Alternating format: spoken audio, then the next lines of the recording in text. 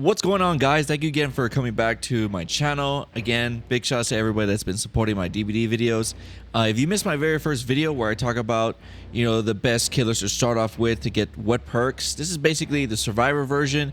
Again, if you guys want more topics like this, just smash the like button. It really does help out the channel. You have no idea. When you guys like the video, more people come to the channel and see what this is all about. If you missed the first video, you can click the top right of the YouTube card. I play both survivor and killer.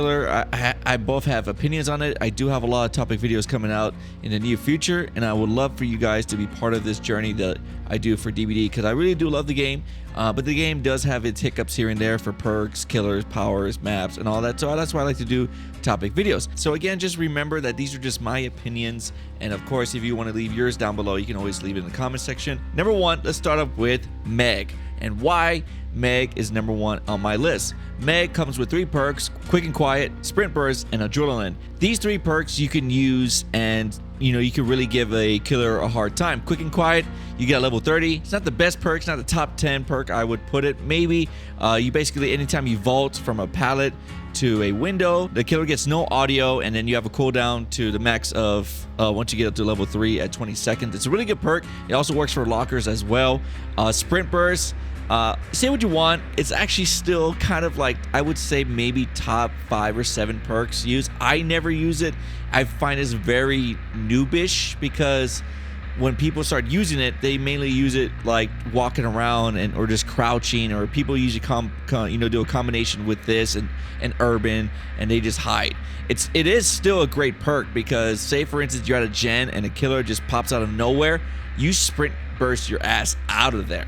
It's crazy how it's still a top perk. It's a good perk, and I still recommend not using it, but hey, a lot of people still use it. It comes with her. And the number one reason why I say go with Meg first is because you get a perk called Adrenaline. Adrenaline comes in so handy. It's still in the top 5 best perks for survivors. So basically what happens is, once all the gens turn on, you get a full heal if you're injured, and if you're down, you get back up and start running again. You get a boost and a heal if you're injured. It's like the best perk. It comes in so much. It's basically the best clutch perk. But yes, Meg, go with Meg. The best part about like all my lists right now is that most of these perks are free, so you don't even have to buy this character Meg. She's right there. But again, just a heads up, if you're planning to main Meg, just know that the community, once you fall in love with the community in the game, they will call you a Meg head. People that play Meg are known to not to be good in the game. But again, you can take it as you want. If you're not hurt by people's opinions, then go ahead and play Meg. My second list is, sometimes people put this at their number one. I say go with Claudette. Claudette comes in with 3 good perks: empathy, botany knowledge, and self-care. Now, if out of these 3, maybe botany is not the greatest, but I find it to be useful at sometimes when I'm joking around. Empathy is a great perk to run with your friends. Basically, if they're injured, you can find around where they're at and just go heal them. Self-care, for some heckin' reason, is still top 5. I never use it. It's been nerfed so many times.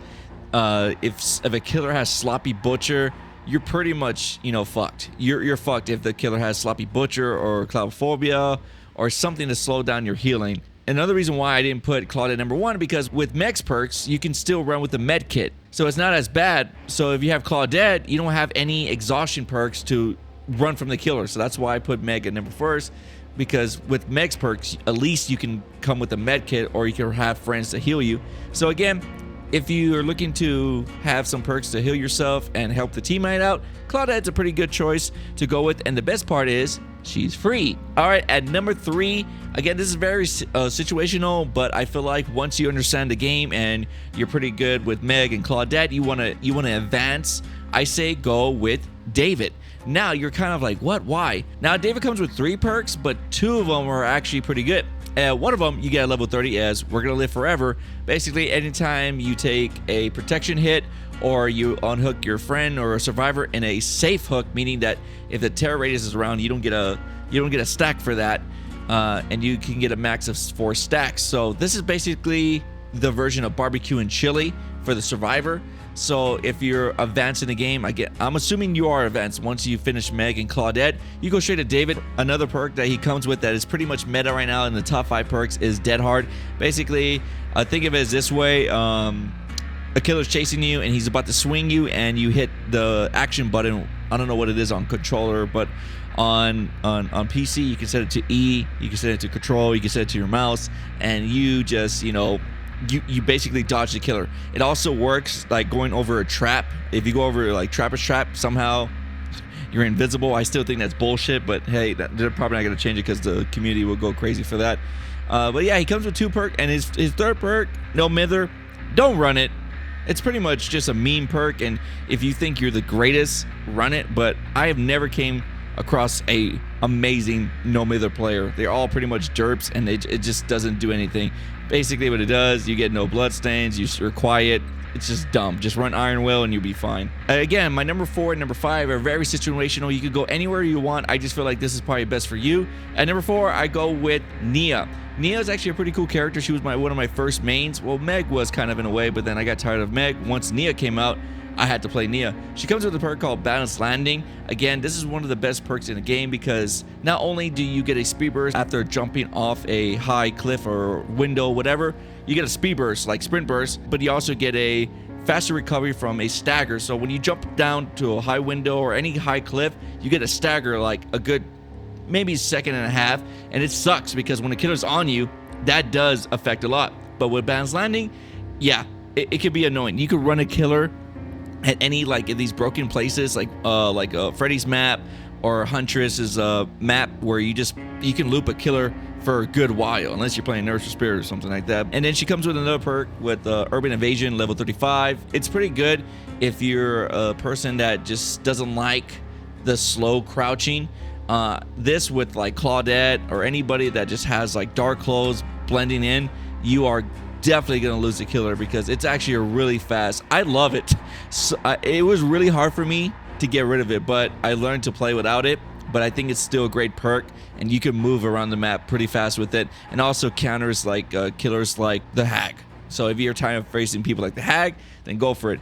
Level 40, you get Streetwise. I just recently known that they just buffed it, so yeah, basically if you want to keep your med kit and you want your friends to keep their med kits, and if you're around the area or toolboxes, it's pretty good. So it got a buff. At number 5, for me, I still think this is probably the best one because it's another free survivor is Dwight. His 3 perks are all worth it, but they're not that great. And what I mean by not that great, I just mean that they're okay, you know what I mean? But hey, they all work and they all give you what you need.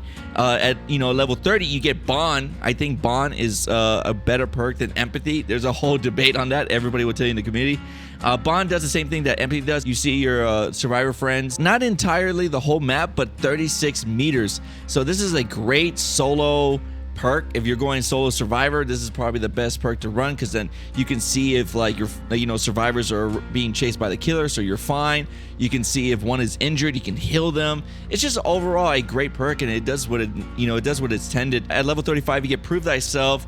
I don't know about that. It's all right. It's not the greatest. So basically what it does, it increases the repair speed by 10% for each survivor working on a generator within a range of 4 meters. It sounds great, but honestly, it's not that great. It's a good perk if you're getting tired, people running around with Ruin, a killer, but honestly, it's not that great. Leader, again, it's not that great. It used to be good. Actually, this was like kind of like Prove Thyself a long time ago, and Leader was actually really good. Back then, it would, do the generators way fast. But now, all it does is that unhooking, cleansing, opening a gate, chest search, gives you a 25% faster if they're in the 8 meters, which is like not even like that good. Like 8 meters is not even that, it sucks. So, but it does come in clutch if you're their friends next to a gate or a trap, or I think it works for traps. I could be wrong, but I thought it worked for traps. But on hooking, it comes in clutch, healing speed, but it's not the greatest. Honestly, you won't see a difference with this, especially when a lot of killers run like Sloppy Butcher. But yeah, that's my top survivors that you need to level up to get the perks. Again, you could get all these teachable perks and then teach it to your favorite survivor. It could be Bill, it could be Adam.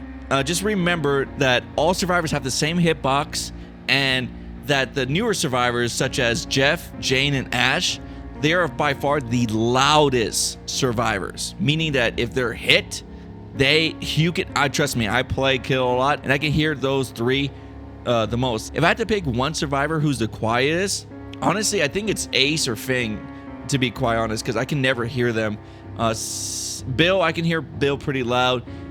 Jake, I can hear Jake. Yeah, I really think it's Ace, Fing, and Kate are probably like the quietest that I can never hear. But again, I want to know what you guys think. I want to know what some of your favorite perks down below. If again you want to see more videos like this, all you got to do is just like the video. I do have other topic videos out there. I do appreciate anybody that takes the time to watch these videos, because again, I'm not getting paid to do this. This is just on my own time. I just really have a lot of passion for the game. I really want it to grow even more. I want them to fix broken, not usable perks, or like too good perks that just need to be toned down. You know, I just really love this game. Again, guys, make sure to check out my Twitch channel. The link down to that is down below. I really want to hear your guys' opinions on all this stuff. Thank you again for watching. I'll see you next time. Thanks again for watching. Make sure you guys follow my Twitch and Twitter. The link to that is down below. And don't forget to like this video since you're already here. You nerd. Smash that someone! Yeah, boy. I don't sleep 'cause when